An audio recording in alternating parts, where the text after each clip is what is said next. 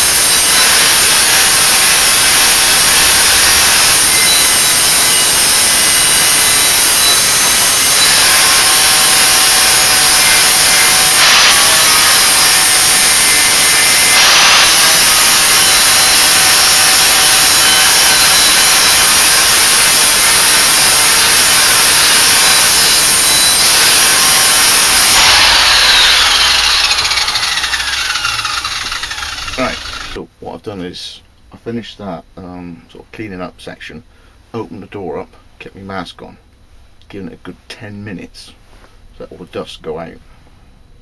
Okay, when you finish a job like this and there's horrendous amounts of particulates about, don't just think because you finished that process then you can take the mask off. Okay, you need to get what's in the air either out or allowed to settle, and then you can sweep it away, or dust extraction will hoover it away. Okay, so I opened up the door, kept my mask on. Whilst I had my mask on, I did the artwork. So I made a template up, put it on the thing using Tipex pen, which I think was Doberman Knives' idea. I down over that Ordell, and just it leaves a very resilient outline that'll cope with the heat of the grinder. So what I'm going to do now is get all set up with the mask again. I'm going to go to my little Bosch with the ever such a thin Rodius cutting disc, and then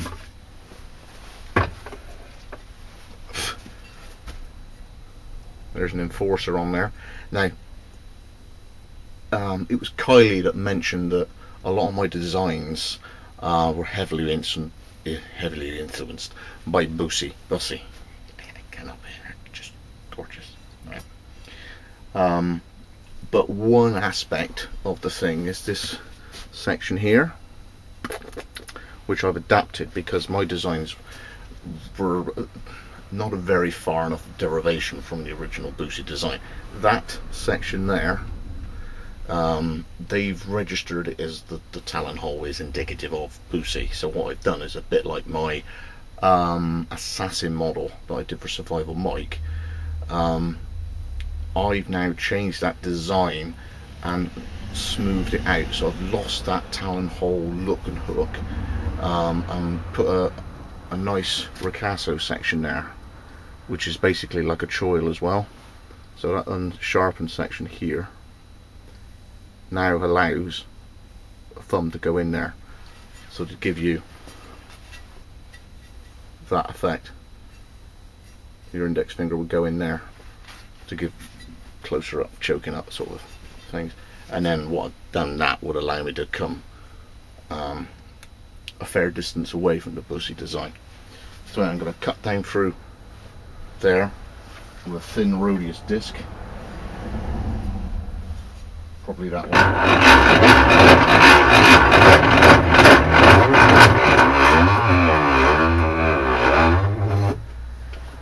Like that. That plug seems to be working again now. Don't know what happened, but anyway. Hello.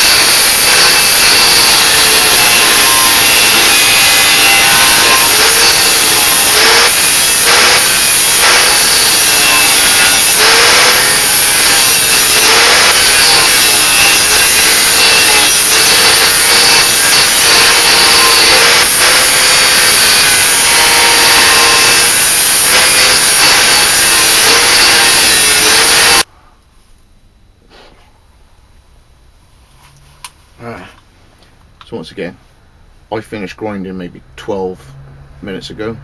The garage door's been open. I kept my mask on. Let stuff just gradually disperse.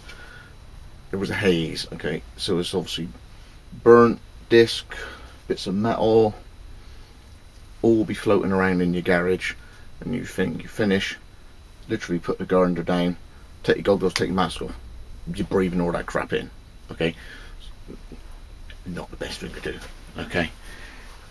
Any of these tasks, all those have been subbed to me for, all say the same thing. If you get your grinder, if you get your angle grinder, your 1x30, you don't start till you've invested in a bit of this, a bit of that, a bit of this. If you don't, you're a fool. That's the end of it, because you've got 2 eyes, 2 lungs, and 2 eardrums. You need to look after them. So that's lesson for the day over. pick this up now because yeah, that's been a fair while. So there he is. So that's a reprofiled Enforcer, my old style blades. Wessex Blades going old school again. Now the holes at the moment need to be drilled, but this is straight off the back of a truck, okay, or a pickup. If I remember, these are Hilux, Toyota Hilux. So in my mind, if it's made by a Japanese firm, the quality control on the consistency of what this grade of steel is should be pretty reasonable. It's always a gamble when you use scrap steel, when you use plowshares or old saw blades or files. You are guessing as to what the carbon content is, or even what type of steel it is. Generally speaking, leaf spring, EN45-ish, 1045-ish sort of steel. For those who want to know how to do a fantastic heat treat, you'll have to know exactly what the steel is. I like the challenge of taking something that was something else, turning it into something different. And if I'd messed up the heat treat, I just heat treat it again. If I mess up the temper, I just reheat treat it and temper again. And then over time, as I went on, I've sort of arrived at a way of doing it. That's okay. But to cut all that out, you just buy it, cut, heat treat, and done. This, I don't know, let's say it was 20 quid. I've been 2 hours cutting it out. I had to go to the scrappy. I had to carry them all home. I had to cut them all apart, cut them into lengths. I had to clean them all up. I had to get dusty. It's only viable if you ain't got the 20 quid to buy it as a blank. Right? If your money's tight, it's a way to get your grinding chops down. It's a good way of practicing. But there's a lot of you out there who want this. They want stuff that's got sweat and toil in it. Okay? My mentality is this was a leaf spring in a scrapyard somewhere. 20 years time it don't get used, it'll just get weighed in and melted down. Now I'm going to give it a new soul. Now you've got to be a blade that's going to give service to someone. That's what my approach is. So I've now got to anneal this, because this was on the back of a truck performing as it would as a suspension unit. So tempered, fair enough, but I ain't going to be able to drill this very easily, and I got to straighten the bugger out as well. Yeah, because it's a leaf spring. So I got to fire up my forge gas or fire up the forge coal. When I got time to do it, that's going in. Now it's not worth doing it for one blade. It's a 3-hour task. Fire it up. If I use the thing, all my stones are soaking wet, so I've got to heat them through. I've got to warm them through, get a steam out in case it explodes on me. If it's whichever one, I've got to somehow work out putting a fan in or whatever. So this at the moment is ready to go in a forge and a nail. Thanks for joining me again. It's gone from Wessex Blades with a bit of old school. See you next one.